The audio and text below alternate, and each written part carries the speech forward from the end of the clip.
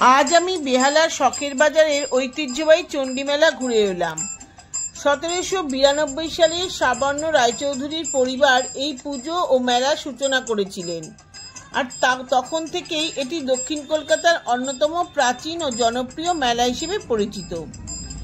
এখানে আছে 500-রও বেশি স্টল, খাবার, পোশাক, খেলনা, গৃহসজ্জার সামগ্রী, পিঠে, পাটিসাপটা, জিলিপি, ফুচকা, কি নেই। সব মিলিয়ে পুরো একটা নস্টালজিক পরিবেশ তৈরি হয়। মেলার ভিড়, আলো, রাস্তার খাবার আর ছোট বড় রাইড সবকিছু মিলিয়ে সন্ধ্যের পর মেলা যেন আরো বেশি জমে ওঠে। আজ ঘুরে এসে সত্যি মনে হলো, যদি তুমিও আগামীকাল রবিবার একটু সময় বের করতে পারো, অবশ্যই এখানে এসে এই পরিবেশ উপভোগ করে যেতে পারো। কলকাতার পুরনো দিনের মেলার সংস্কৃতি আজও ঠিক তেমনই জীবন্ত, আর চণ্ডী মেলা সেই অনুভূতি আবার মনে করিয়ে দেয়।